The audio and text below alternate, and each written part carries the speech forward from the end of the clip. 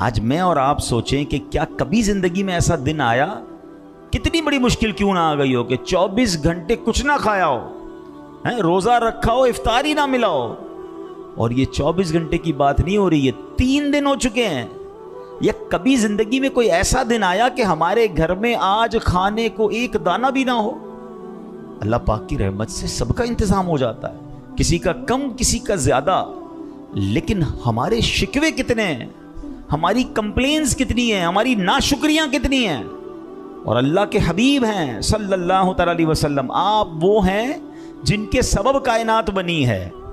انما انا قاسب واللہ یعطی، بخاری شریف کی حدیث ہے. اللہ کے نبی علیہ السلام فرماتے ہیں رب عطا فرماتا ہے، میں تقسیم کرتا ہوں. مگر خود عالم کیا ہے، گو پاس کچھ رکھتے نہیں، مگر دونوں جہانوں کی نعمتیں ہیں ان کے خالی ہاتھوں میں. ایک واقعہ سناتا ہوں. حضرت ابو ہریرہ رضی اللہ تعالیٰ عنہ صحابی رسول ہیں. آپ فرماتے ہیں کہ ایک مرتبہ رمضان شریف کا مبارک مہینہ تھا، اور ہم کچھ صحابہ کرام کا معمول یہ تھا کہ روزانہ ہم روزہ رکھتے تھے، اور افطار کے وقت ہمیں کوئی مالدار صحابی رضی اللہ تعالیٰ عنہ اپنے گھر لے جاتے تھے، اور ثواب کمانے کے لیے ہمیں روزہ افطار کروا دیتے. سارے غریب تھے، علم دین سیکھنے کے لیے آئے تھے، نبی پاک کے در کے باہر بیٹھے رہتے تھے اور صحابہ افطار کرواتے تھے. کہتے ہیں ایک مرتبہ ایسا ہوا کہ روزہ تو رکھا تھا، افطار کا وقت آ گیا، ہمیں کوئی لینے ہی نہیں آیا. افطار کے وقت کسی نے بھی افطار نہیں کروایا. کہتے ہیں بغیر کھائے پیے پوری رات گزار دی. اگلے دن پھر روزے کی نیت کر لی، یعنی افطار کا کھانا بھی نہیں، سحری بھی نہیں. یقیناً پانی وغیرہ پی لیا ہوگا، افطار کر لیا، مگر کنٹینیو بغیر کھائے پیے دوسرا روزہ شروع ہو گیا. دوسرا دن گزر گیا، کوئی نہیں آیا، کسی نے کھانا نہیں کھلایا، کسی نے دعوت نہیں دی. کہتے تیسرا روزہ شروع ہو گیا، ہم نے تیسرا روزہ رکھ لیا. تیسرے روزے کا جب افطار کا وقت آیا تو کہتے اب ہماری بھوک کی شدت برداشت کے قابل نہیں تھی، سب بڑے کمزور ہو گئے. ظاہر ہے اب 3 دن ہو گئے تھے. تو کہتے ہیں کہ اب جب 3 دن سے ہم دیکھا نا کہ کوئی کھانا نہیں ملا، تو اب سرکار دو عالم صلی اللہ تعالی علیہ وسلم کی بارگاہ میں حاضر ہو گئے. اب صحابہ کا عقیدہ دیکھیں کہ جب کوئی مشکل آتی تھی تو دربار رسالت میں آ جاتے تھے، لیکن کسی بندے سے نہیں کہا، مانگنا شروع نہیں کر دیا. وہ شاعر لکھتے ہیں نا، کسی کا احسان کیوں اٹھائیں، کسی کو حالات کیوں بتائیں، تم ہی سے مانگیں گے تم ہی دو گے، تمہارے در سے ہی لو لگی ہے. سرکار دو عالم علیہ السلام کی بارگاہ میں آئے، اور اللہ اکبر، نبی پاک علیہ السلام تو شفیق آقا ہیں، لگاتے ہیں اس کو بھی سینے سے آقا، جو ہوتا نہیں منہ لگانے کے قابل. میرے آقا تو سب کو سینے لگاتے، اور یہ تو صحابہ کرام تھے. تو اب جب صحابہ وہاں گئے تو نبی پاک نے فوراً اپنے تمام گھروں میں ازواج مطہرات کو میسج پہنچایا کہ کھانے کو کچھ ہے، کچھ صحابہ بھوکے ہیں. تو جواب آیا کہ جو تھا وہ غریبوں میں بانٹ دیا ہے، ہمارے گھر میں بھی کچھ نہیں ہے. اب ذرا غور کیجئے، صحابہ 3 دن سے بھوکے ہیں، اور خود نبی پاک علیہ السلام کے گھر میں بھی کھانا نہیں ہے، غریبوں میں بانٹ دیا ہے. تو اب نبی پاک علیہ السلام کے گھر میں بھی کچھ نہیں ہے، مگر شکوہ نہیں ہے، کمپلین نہیں ہے. اب کیا ہوا، جب کچھ نہیں تھا نا، اب نبی پاک تو میرے آقا ہے نا، نہ کہنا نہیں عادت رسول اللہ کی. تو پیارے آقا نے تمام ان صحابہ کو جمع کیا کہ آؤ میرے پاس آ جاؤ. سب بیٹھ گئے. اب نبی پاک نے اللہ کی بارگاہ میں دعا شروع کر دی. اللہم انا نسألک من فضلک و رحمتک، اے اللہ پاک میں تجھ سے تیرے فضل تیری رحمت کا ہم سوال کرتے ہیں. راوی کہتے ہیں ابھی دعا ختم نہیں ہوئی تھی کہ ایک صحابی رسول آئے، بھنی ہوئی بکری اور روٹیاں لے کر آئے، اور کہتے حضور یہ کھانا حاضر خدمت ہے. نبی پاک نے سارے صحابہ کو جمع کیا اور انہیں کھانا کھلا دیا. اب اس ایک واقعے سے اگر سمجھنے والے ہوں تو بہت کچھ سمجھنے کے لیے ہے کہ صحابہ کا صبر، صحابہ کا اللہ کی رضا پر راضی ہونا، نبی پاک کا صبر، اور پھر نبی پاک کی اللہ کی بارگاہ میں دعا کرنا. دیکھیں اگر ایک ایک پوائنٹ کو لے کر چلے تو پورا بیان اسی میں ہو سکتا ہے کہ ہمیں کتنا صبر درکار ہے. کبھی نوکری چلی جاتی ہے، کبھی کاروبار ڈاؤن ہو جاتا ہے، کبھی پیسے کم پڑ جاتے ہیں، کبھی کھانا پسند کا نہیں ہوتا ہے، کبھی طبیعت خراب ہو جاتی ہے. شکوہ نہیں، शिकायत नहीं। और लोगों को क्यों बताते हैं? हम बाज़ औक़ात लोगों को बताकर अल्लाह की शिकायत कर रहे होते हैं। ये जुमला थोड़ा सा सख्त है, हम कहते नहीं अल्लाह ने ऐसा किया है, मगर बताओ ना किया किसने है? अगर मैं किसी को बता रहा हूँ यार सुबह से बीमार हूँ, कारोबार बहुत डाउन है, पैसे कम हो गए, तो किसने किए हैं? अगर थोड़ा सा इसको लॉजिकली समझे ना, ये पैसिवली कहते नहीं ज़बान से, मगर अमल से लोगों को बता रहे हैं कि अल्लाह ने मुश्किल भेजी। क्यों बता रहे हैं? मेरे रब ने बहुत अच्छा रखा है, मुझे करोड़ों से अच्छा रखा है। कितनी बीमारियां हैं जो मेरे अंदर नहीं है। मैं आपको पूछता हूं कि आपके पास जनाब 1 करोड़ रुपए हों और आपके गुर्दे खराब हों, वो करोड़ रुपए अच्छे या वो गुर्दे खराब वाली बीमारी खतरनाक है? अगर गुर्दे ठीक हैं, पूछिए उससे जिसका डायलिसिस होता है, पूछिए उससे कि जिसके गुर्दे खराब हैं। अब बताए ना, ये जिंदगी है। अगर कोई बड़ी बीमारी नहीं है मुझे और मैं घर में बैठा हूं, हॉस्पिटल में नहीं हूं, तो फिर तो मेरे सजदे ही खत्म नहीं होने चाहिए थे। हैं? दुनिया में एक और डिबेट होती है, चलें ये बात चली है तो बताऊं। हम लोग कहते हैं वेल्थ होनी चाहिए, wealthy person is very best, very fortunate. जो मालदार आदमी है वो बड़ा खुशकिस्मत है, ये हमारा माइंडसेट है। लेकिन वेल्थ कहते किसको है, इस पर बाकायदा डिबेट होती है दुनिया में। हम समझते हैं कि दौलत पैसा है, मगर अब दुनिया रिसर्च करके बताती है कि दौलत सिर्फ पैसा नहीं, 5 किस्म की दौलत होती है। और सबसे बड़ी वेल्थ क्या है? सबसे बड़ी वेल्थ यह है कि आप सेहतमंद हैं। यानी पहली दौलत ही सेहत है। और इसको बिल्कुल समझ, 2 और 2 4 वाली बात है। आपकी जेब भरी हो पैसों से और आपके सर में दर्द हो रहा है, आपके दिल में दर्द हो रहा है, आपसे बैठा नहीं जा रहा है, आप क्या करोगे? उन पैसों को एंजॉय कैसे करोगे? आप खा नहीं सकते, खाते तो हजम नहीं होता। तो पता चला पहले तो सेहत है। तो अब इससे भी सीख लीजिए कि सेहत का ख्याल रखना है। कुछ लोग पैसे कमाने के चक्कर में सेहत बर्बाद कर देते हैं, जब मालदार बनते हैं तो बीमार भी बन जाते हैं। तो फायदा क्या हुआ है? सारी जिंदगी लगे रहे माल कमाने, ना नींद देखी, ना आराम देखा, ना जनाब रिश्तेदारियां देखी, ना दोस्त देखे, बर्बाद कर दी सेहत। वो पैसे बड़े हैं, उसको एंजॉय करने की सेहत ही नहीं है। तो पहली दौलत ही सेहत है, ठीक है? फिर बताने वाले बताते हैं रिसर्च करके कि दूसरी दौलत आपकी फैमिली है। आप देखें ना, कभी आप थके हुए घर जाएं, छोटा बच्चा आके गोद में बैठ जाए, थकन खत्म हो जाती है। ये किसी भी वर्जिश से खत्म नहीं हो सकती, दुनिया के किसी खाने से खत्म नहीं होती। जब अगर आपके बच्चे बड़े हो गए तो पोते पोतियां जब वो सीने लगती हैं, बंदा फ्रेश हो जाता है 10 मिनट के अंदर। फैमिली का प्यार ये बड़ी दौलत है, और लोग इस पर तवज्जो ही नहीं दे रहे। यार मैं बहुत बिजी होता हूँ, बहुत नौकरी करता हूँ, डबल नौकरी करता हूँ, कारोबार करता हूँ, टाइम ही नहीं है फैमिली के लिए। फैमिली दूर हो गई, लड़ाई झगड़े हो गए मियाँ बीवी में, बच्चे नाफरमान हो गए, और आप दुनिया के मालदार आदमी बन गए। क्या करोगे उस पैसे का? किस पे खर्च करोगे? हैं? मैंने कई ऐसे मालदारों को जानता हूं जो घर जाते हैं तो झगड़ा मुंतजिर होता है, डरते हैं घर जाने के लिए, और घर जाके टेंशन में आ जाते हैं। किस काम का वो पैसा? तो दौलत सिर्फ माल नहीं है, वेल्थ की 4-5 किस्में बयान हुई। अच्छे दोस्त दौलत हैं, मेरे दुख दर्द में मेरे साथ खड़े रहने वाले दोस्त, ये बहुत बड़ी वेल्थ है।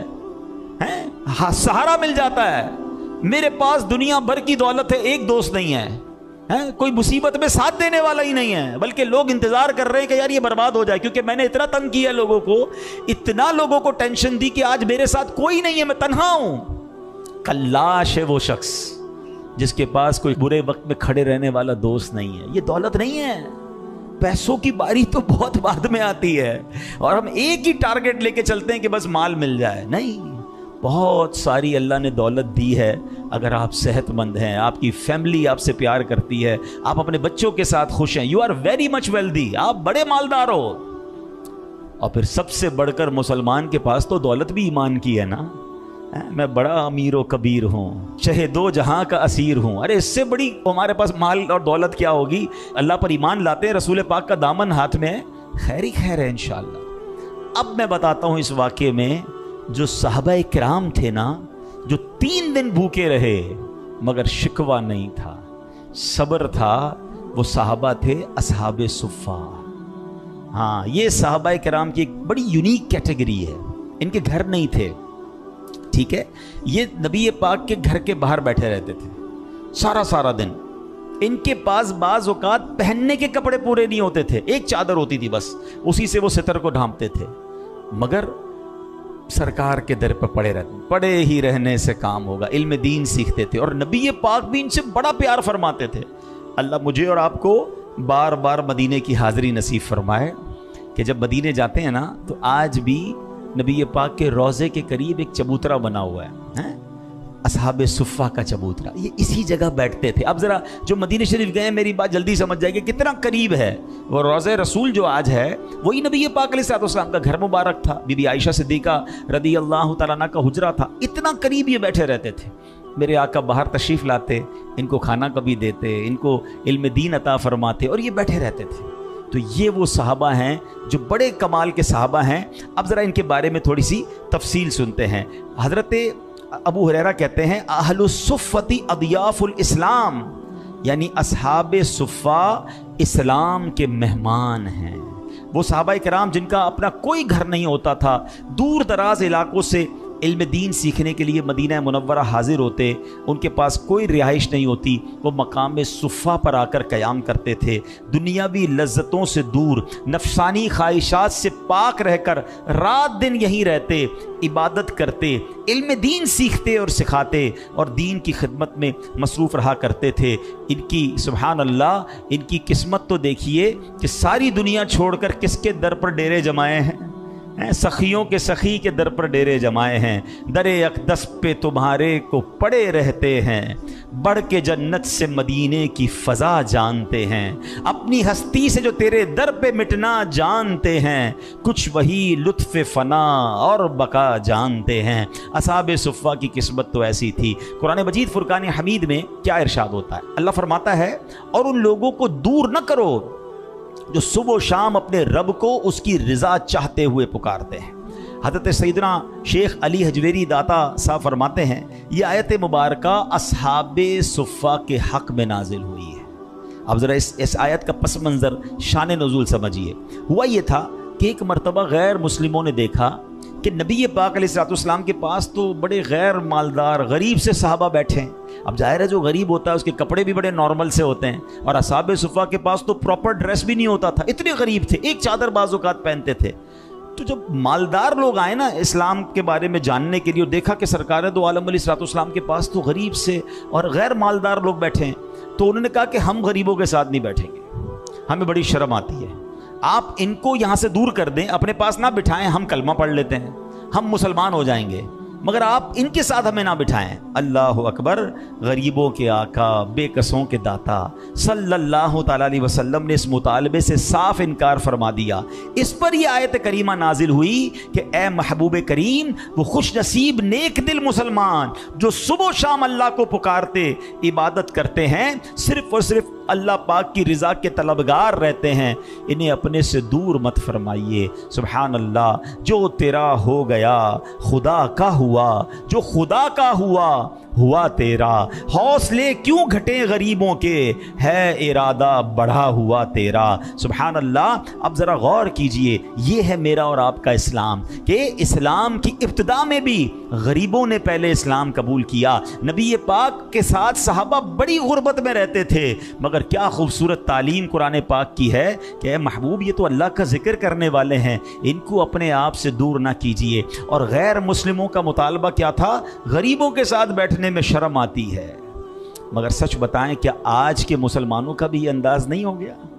थोड़े से पैसे आ जाएं, थोड़ा सा मकाम मिल जाए, अब हम कहते हैं यार मैं गरीबों के साथ बैठूंगा, इनके साथ बैठ के खाना खाऊंगा, मैं इनके साथ। यानी अब ऐसा भी बाज़ औक़ात हो जाता है कि माअल्लाह दीनी इज्तिमात में भी अगर गरीब लोग ज़्यादा जमा हैं तो मालदारों को बैठने में तकलीफ होती है। मुझे बताओ ना, फिर तकब्बुर किस शय का नाम है? What is the meaning of proud? तकब्बुर का माना ही तो यही है कि बंदा किसी को अपने आप से जलील समझे, हक कमतर समझे, अपने आप को सुपीरियर समझना। कभी भी दिमाग में ये बात मत लाइएगा, ये गैर मुस्लिमों का तरीका था, बल्कि सच्ची बात है ये तो शैतान का तरीका है ना। हजरत आदम अलैहिस्सलाम को जब शैतान ने सजदा नहीं किया था तो क्या किया था? उसने एक ही तो जुमला कहा था, अना खैरुम मिन, ऐ अल्लाह मैं इससे बेहतर हूं, ऐ अल्लाह तूने मुझे आग से बनाया, आदम को मिट्टी से बनाया, मैं बेहतर हूं। और आज यही तो कर रहे हैं लोग, मैं बेहतर हूं, मैं बंगले वाला हूं, मैं गाड़ी वाला हूं, मैं मालदार हूं, मैं जनाब इतना मशहूर हूं, है मेरी इतनी इज्जत है, मैं इसके साथ कैसे बैठ जाऊं? تکبر اتنا برا گناہ ہے. یاد رکھیے بہت سارے جرم ہیں, بہت سارے گناہ ہیں, مگر اللہ کو تکبر کتنا سخت ناپسند ہے. ذرا سوچئے کہ شیطان نے زندگی میں ایک ہی بار تکبر کیا تھا, once in a lifetime, ساری عبادت برباد. شیطان کی عبادت کتنی تھی؟ جنت کا خزانچی تھا, مگر اللہ نے اپنے در سے اس کو مردود قرار دے دیا.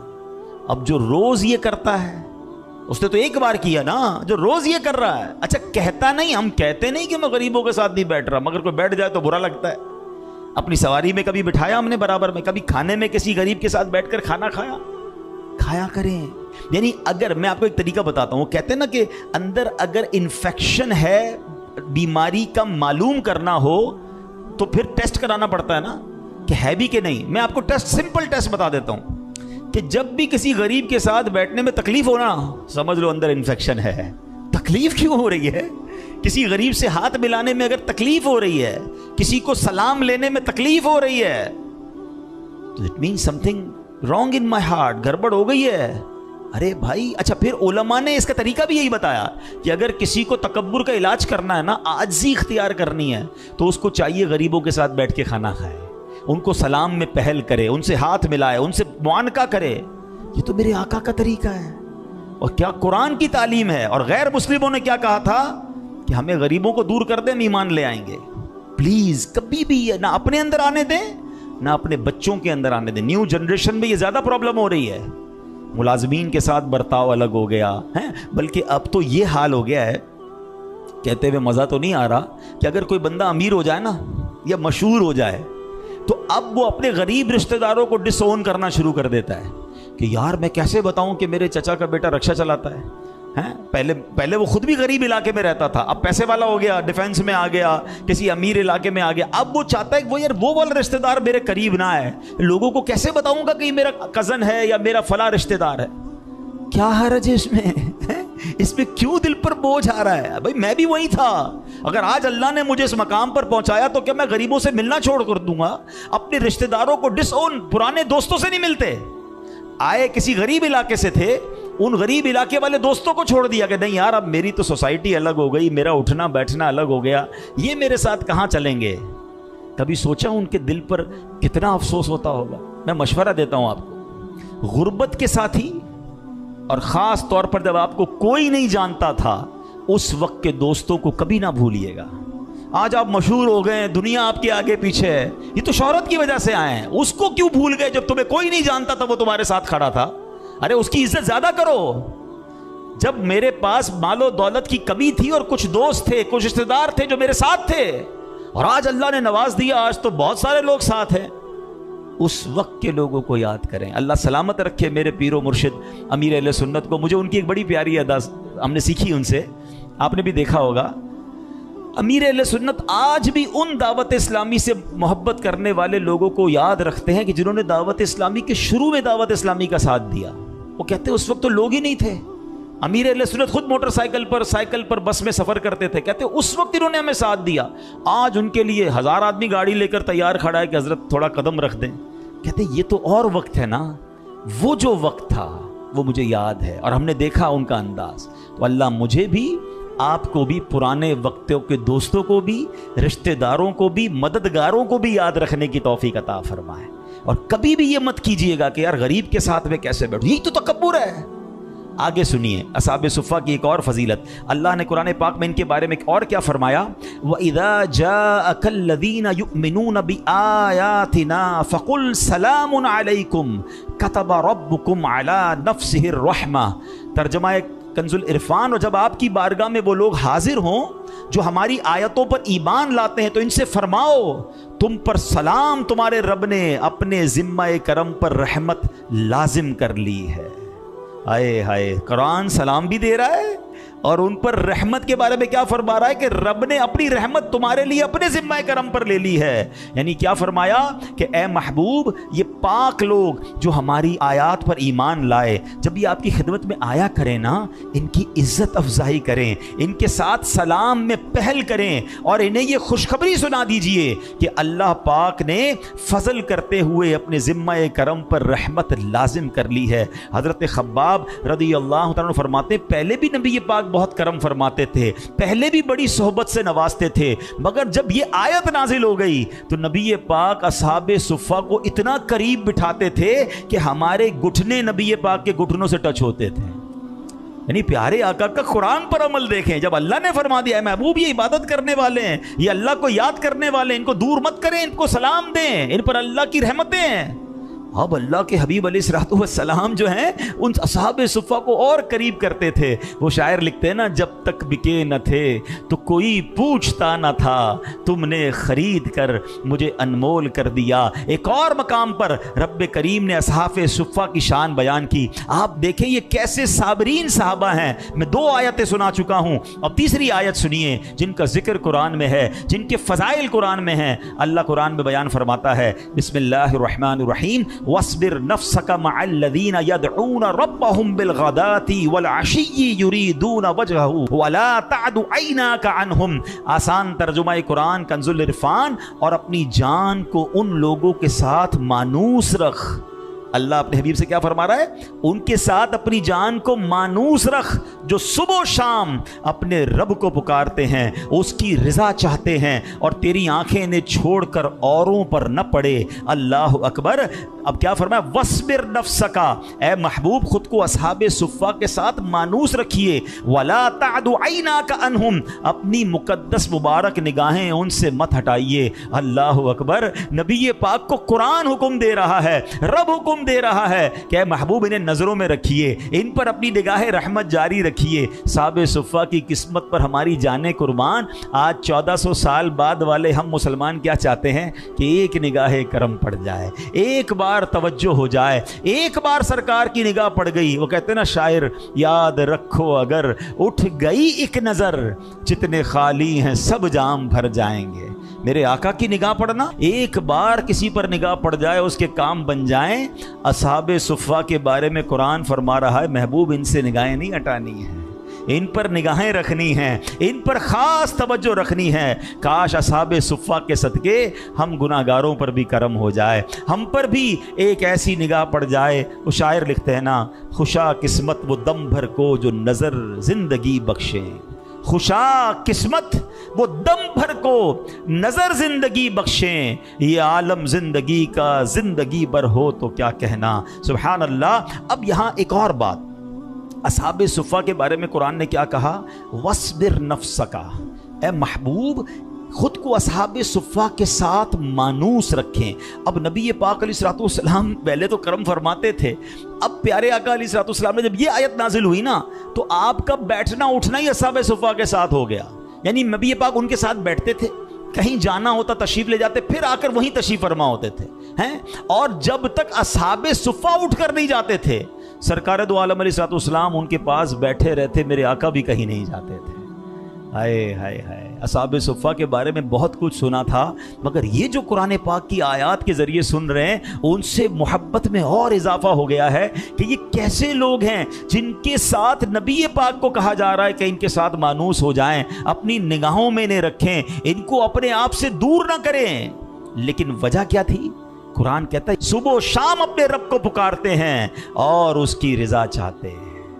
یہ چیز یاد رکھنی، اگر اللہ کی رحمتیں چاہیے نا تو یہ وصف ہے اصحاب صفہ۔ why they are so much superior? because وہ عبادت کرتے تھے صبح و شام، صبح و شام اللہ کو پکارتے تھے۔ میں اور آپ اب اپنے بارے میں سوچیں، ہم کیا کرتے ہیں؟ وہ غریب ہیں، پہننے کو کپڑے نہیں ہیں، کھانے کو کھانا نہیں ہے، رہنے کو گھر نہیں ہے، مگر صبح و شام اللہ رسول کی باتیں ہیں، صبح و شام علم دین، صبح و شام عبادت۔ میرے پاس کپڑے بھی ہیں، گھر بھی ہیں، کھانا بھی ہے، پیسے بھی ہیں، اور نمازیں بھی قضا ہو رہی ہیں۔ ایسے کتنے لوگ ہوں گے ہیں؟ نمازیں پڑھی بھی تو کوئی سنت پڑھنے کا ٹائم نہیں، نفل تو ویسے ہی نہیں پڑھتے، کتنی تلاوت کی ہم نے، کتنا اللہ کا ذکر کیا، وہ صبح و شام اللہ کی عبادت کر رہے ہیں اس غربت کے عالم میں۔ اور میری سہولت کے اندر عبادتوں کا عالم کیا ہے ہم سب اپنے بارے میں جانتے ہیں۔ جو نماز نہیں پڑھتے وہ سوچیں، جو قرآن نہیں پڑھتے وہ سوچیں، جو اللہ رسول کا ذکر نہیں کرتے وہ سوچیں، اتنی آسان زندگی ہوتے ہوئے، اور ان سے رب کیسا راضی۔ آپ انعام سمجھ رہے ہو؟ میں سمجھتا ہوں اس سے بڑا دنیا میں انعام کیا ہو سکتا ہے کہ اللہ اپنے حبیب سے فرما رہا ہے کہ اے حبیب ان کے ساتھ رہیے، ان پر اپنی نگاہ رکھیے، ان کو دور مت کیجیے، تو صبح و شام اللہ کی عبادت کرنے والوں سے رب راضی ہوتا ہے. مگر عبادت کے ساتھ ایک اور قرآن نے خوبصورت بات کی ہے, وہ بھی سیکھنی ہے مجھے اور آپ کو. کیا فرمایا؟ یریدون وجہہ. یہ عبادت تو کرتے ہیں مگر کس لیے؟ اللہ کی رضا کے لیے, اللہ کو راضی کرنے کے لیے, اور کوئی مقصد نہیں ہے. میں عبادت اس لیے کروں کہ نمازی کہلاؤں, میں صدقہ خیرات اس لیے کروں کہ سخی کہلاؤں, نہیں, اللہ کی رضا کے لیے, اللہ راضی ہو جائے. اللہ مجھے اور آپ کو ایسی عبادت نصیب فرمائے جو فقط رب کریم کی رضا کے لیے ہوں, اخلاص ہو اس میں. تو ابو ہریرہ رضی اللہ عنہ جو اصحاب صفہ میں سے ہیں, ایک دن ایسا آیا کہ ہم اصحاب صفہ کے پاس پرانی چادریں ہوتی تھی. یہ واقعہ حضرت ابو ہریرہ اپنے شاگردوں کو سنا رہے ہیں کہ ہم اصحاب صفہ کے حالات کیا ہوتے تھے. کہتے ہیں ہمارے پاس پرانی چادریں ہوتی, انہی سے جسم کو ڈھانپتے تھے, اس کے علاوہ پہننے کو کپڑے نہیں ہوتے تھے. پیٹھ سیدھی رکھنے کی مقدار, چند لقمے کھانے کے ملتے تھے, اور اس کو بھی بعض اوقات عرصہ گزر جاتا تھا. ہم اپنے پیٹ پر پتھر باندھتے تھے اور اوپر کس کر کپڑا لپیٹ لیا کرتے تھے. ایسی بھوک میں وقت گزارا ہے. ایک بار کہتے ہیں حضرت فضالہ بن عبید رضی اللہ عنہ فرماتے ہیں کہ ایک مرتبہ نبی پاک علیہ الصلوۃ والسلام نماز پڑھا رہے تھے. دوران نماز اصحاب صفہ اتنی بھوک میں تھے کہ ان میں سے کئی صحابہ شدت بھوک سے گرے اور گر کر بے ہوش ہو گئے. آپ بھوک کا عالم سوچیں کہ اچھا, پھر اس میں ایک اور خوبصورت بات, کس عالم میں بے ہوش ہوئے, کیا کر رہے تھے بتائیے نا؟ نماز پڑھ رہے تھے. یعنی بھوکے اتنے کہ کھڑا نہیں ہو جا رہا, مگر نماز پھر بھی نہیں چھوڑ رہے, اور نماز کے عالم میں بے ہوش ہو گئے. اور ہمارا حال کیا یار, آج تھوڑا سا سر میں درد ہے, کل سے نماز پڑھ لوں, تھوڑا سا طبیعت ٹھیک نہیں ہے, بس اگلے جمعے سے پڑھ لوں, بس یار آپ چلیں, میں بس بعد میں پڑھ لوں. بہانہ ڈھونڈتے ہیں یار نماز قضا کرنے کا. اور یہ ہے کہ جو بھوک سے برا حال ہے, شکوہ نہیں ہے کہ یا اللہ ہم تیرے نبی کے صحابی ہیں, عبادت کرتے ہیں تیری, صبح و شام تجھے پکارتے, کھانا تو بھجوا دے. نہیں, راضی ہیں, مانگتے بھی نہیں ہیں کسی سے, بات بھی نہیں کرتے ہیں. حضرت ابو ہریرہ خود فرماتے ہیں ایک مرتبہ میں کئی دن کا بھوکا تھا, مسجد نبی شریف کی طرف جا رہا تھا, اتنی بھوک تھی کہ بھوک کے سبب چکر آنے لگے. میں چکرا کر گر گیا, پھر اٹھا, مسجد نبی کی شریف کی طرف, پھر چکر آنے لگے. یوں ہی چکراتا رہا, گرتا رہا, اٹھتا رہا, مسجد نبوی پہنچا. یہاں نبی پاک علیہ الصلوۃ والسلام کی زیارت ہوئی. میرے آقا نے میرا چہرہ دیکھا, بھوک کے آثار دیکھے, تو گھر سے سرید منگوایا. سرید کہتے ہیں شوربے کے اندر روٹیوں کے ٹکڑے ڈال کر یہ بنایا جاتا ہے, تو وہ منگوایا. اور مجھے کہا ابو ہریرہ جاؤ اصحاب صفہ کو بلا لاؤ. کہتے ہیں میں سب کو بلا کر لایا, سب کو میں نے کھلایا. مجھے حکم نہیں تھا, مجھے دوسروں کو کھلانے کا حکم تھا, میں نے سب کو کھلایا. جب اصحاب صفہ کھا چکے, وہ پیالہ میں نے پیارے آقا علیہ الصلوۃ والسلام کو دیا. نبی پاک نے وہ پیالہ مبارک ہاتھوں میں لیا. اب اس کے صرف پیالے کے کنارے پہ تھوڑے سے ٹکڑے سرید کے بچے تھے. کہتے ہیں وہ انہوں نبی پاک نے اپنی مقدس انگلیوں سے جمع کیا. یہ مشکل سے ایک لقمہ بنا تھا. نبی پاک نے کہا اے ابو ہریرہ بسم اللہ پڑھ کر کھاؤ. کہتے خدا کی قسم میں نے بسم اللہ پڑھ کے وہ ایک لقمہ کھایا تھا, حالانکہ کئی دن کا بھوکا تھا. اللہ کریم نے اس لقمے میں اتنی برکت دی کہ اس ایک لقمے سے ہی میرا پیٹ بھر گیا. اچھا یہ یقیناً نبی پاک کا معجزہ ہے, مگر ان کا تو صبر دیکھیں نا, ان کی خودداری بھی دیکھیں. وہ بڑا مشہور واقعہ آپ سب نے سنا ہوگا کہ حضرت ابو ہریرہ کہتے ہیں کہ ایک بار میرا بھوک سے برا عالم, کئی دن سے کھایا نہیں تھا, پیٹ پیٹھ کے ساتھ لگ گیا تھا. حضرت ابو بکر صدیق رضی اللہ عنہ پر کوئی قرآنی مسئلہ پوچھا. کہتے ہیں مسئلہ اس لیے پوچھنے گیا تھا, مجھے دیکھیں, میری کنڈیشن دیکھیں اور سمجھ جائیں کہ مجھے بھوک لگی ہے, مجھے کھانا کھلا دیں. میں نے نہیں سوال کرنا, خودداری دیکھیں. کہتے ہیں میں نے قرآن کا مسئلہ پوچھا, کھانے کا نہیں کہا. حضرت ابو بکر صدیق نے مسئلہ بتایا اور چلے گئے. ان کی یہ, حالانکہ وہ بڑے سخی ہیں, مگر یا تو ایسا بھی ہو سکتا ہے کہ حضرت ابو بکر بھی جانتے ہوں کہ آج کہیں اور کی مہمانی ملنی ہے, آج کہیں اور کی دعوت ملنی ہے. بہرحال کہتے ہیں حضرت عمر آئے رضی اللہ تعالیٰ عنہ, سیدنا عمر فاروق کے پاس میں چلا گیا, ان سے بھی ایک مسئلہ پوچھا. سوچا جواب دیتے دیتے مجھے بھی دیکھیں گے, میری حالت دیکھیں گے, میری بھوک دیکھیں گے, مجھے کھانا کھلا دیں گے. حضرت عمر نے بھی مسئلہ بتایا اور تشریف لے گئے. کہتے میں حیران ہو گیا. بہرحال اب سرکار دو عالم علیہ الصلوۃ والسلام کی بارگاہ میں حاضر ہوا.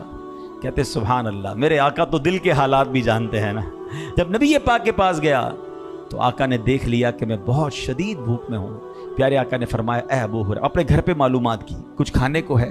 اب دیکھیے یہ دوسرا تیسرا واقعہ ہے، ایک باری میں نبی پاک نے گھر پہ معلوم کیا تو کچھ کھانے کو نہیں تھا، جو پہلا واقعہ میں نے سنایا تو اس میں دعا کی تو اللہ کریم نے کھانے کا انتظام فرمایا۔ دوسرے واقعے میں نبی پاک نے سرید منگوائی، سب اصحاب صفہ کو کھلایا، سیدنا ابو ہریرہ کو ایک ہی نوالا ملا، اللہ نے اس ایک نوالے سے ان کا پیٹ بھر دیا۔ تیسرا واقعہ میں آپ کو سنا رہا ہوں، تو نبی پاک نے اپنے گھر پہ پوچھا کہ کچھ ہے کھانے کو، تو کہا ابھی ایک صحابی رسول دودھ کا پیالہ دے کر گئے ہیں۔ میرے آقا نے کہا اے ابو ہریرہ سارے ہی اصحاب صفہ کو لے آؤ۔ اچھا، کہتے ہیں میں حیران، اتنی مجھے بھوک لگی ہے، پیالہ ایک دودھ کا ہے، 70 صحابہ کیسے پئیں گے؟ لیکن حکم تھا نبی پاک علیہ الصلوۃ والسلام کا، کہتے ہیں میں لے آیا۔ اچھا، یہ کبھی کبھی ہمیں اس کی تھوڑی سی پریکٹس ہوئی ہوگی کہ ہمیں شدید بھوک لگی ہو اور ہمیں کوئی کھڑا کر دے کہ لوگوں کو کھانا کھلائیں، بندہ کہ پہلے مجھے بھوک لگی ہے میں دوسروں کو کھلاؤں، خود کب کھاؤں گا؟ اچھا، ہمیں تو یہ پتا ہوتا کہ بریانی کی دیگ ہے، کھلانے کے بعد مجھے بھی مل جائے گی، مگر یہاں تو وہ ایک پیالہ دیکھ رہے تھے۔ تو اب نبی پاک نے فرمایا اے ابو ہریرہ سب کو پلاؤ، پلانے کی ذمہ داری بھی انہیں دے دی۔ اب سارے ہی صحابہ کو بھوک لگی تھی، ایک ایک کر کے صحابی بسم اللہ پڑھتے اور پیٹ بھر کر دودھ پیتے۔ کہتے ایک نے پیا، دو نے پیا، تین نے پیا، 70 صحابہ نے دودھ پی لیا۔ کہتے پیالہ ویسے کا ویسے ہی بھرا ہوا ہے۔ اب نبی پاک کہتے ہیں اے ابو ہریرہ اب تم رہ گئے اور میں رہ گیا ہوں، ایسا کرو بسم اللہ پڑھ کے پیو۔ حضرت ابو ہریرہ کہتے ہیں میں نے پیٹ بھر کے دودھ پیا، وہ تھوڑی پنجابی وچ کہتے ہیں نا رچ کے دودھ پیا۔ پھر آقا نے فرمایا اے ابو ہریرہ اور پیو۔ کہتے پھر پیالہ منہ سے لگایا اور پیا۔ کہتے ابو ہریرہ اور پیو۔ کہتے پیتا رہا، آخر میں نے کہا حضور بس اب جگہ نہیں ہے۔ اب نبی پاک نے بسم اللہ شریف پڑھی اور جو جتنا بھی دودھ تھا میرے آقا نے اسے نوش فرما لیا۔ اچھا، یہاں سخاوت مصطفیٰ، یہاں نبی پاک کا معجزہ، وہ تو ڈسکس کرتا ہوں میں، ہم نے کئی بار کیا ہے۔ ایک اور خوبصورت بات سیکھنی ہے، پیارے آقا نے کب پیا؟ 71 لوگوں کو پلا کر پھر نبی پاک نے دودھ پیا۔ یہ بھی تو پیارے آقا کی کیسی مہمان نوازی ہے۔ سیکھنے کو یہ بھی ملا، سنت یہ ہے کہ ساقی سب سے آخر میں پیتا ہے، پانی پلانے والا سب سے آخر میں پیتا ہے، یہ بھی ادب ہے۔ تو بہرحال اب یہاں کیا سیکھنے کو ملا کہ پیارے آقا علیہ الصلوۃ والسلام نے کیا خوبصورت نبی پاک کا معجزہ ہے۔ اسی بات کو بریلی کے تاجدار اعلیٰ حضرت امام اہل سنت نے بڑے پیارے انداز میں لکھا، بلکہ اعلیٰ حضرت نے تو حضرت ابو ہریرہ سے کوسچن کر لیا۔ آپ کہتے ہیں کیوں جناب ابو ہریرہ؟ تھا وہ کیسا جام شیر؟ شیر کہتے ہیں فارسی زبان میں دودھ کو، پیالہ جام۔ کہتے ہیں اے ابو ہریرہ ہمیں بھی تو بتاؤ وہ دودھ کا پیالہ کیسا تھا؟ کیوں جناب ابو ہریرہ؟ تھا وہ کیسا جام شیر جس سے 70 صاحبوں کا دودھ سے منہ پھر گیا۔ وہ کیسا پیالہ تھا کہ 70 صحابہ نے دودھ پیا اور سب کا پیٹ بھر گیا۔ مگر اگین نبی پاک کا معجزہ کمال، مگر اصحاب صفہ کا صبر کیسا ہے، اصحاب صفہ کی غربت کا عالم کیا ہے۔ اللہ اکبر، اللہ کرے کہ ہمیں یہ بات سیکھنے کو ملے۔ اللہ مجھے اور آپ کو یہ سوچ عطا کر دے کہ زندگی کا گول ایک ہونا چاہیے، اللہ راضی ہو جائے، اللہ کے حبیب راضی ہو جائے، بس دنیا کے پیچھے نہ رہا کریں۔ کچھ لوگ اب جب بھی اچھا کام کریں گے نا، کچھ لوگوں کو پرابلم ضرور ہوگی آپ سے، اس کو چھوڑ دیں، اللہ رسول کو راضی کریں، انشاءاللہ ایک وقت آئے گا اللہ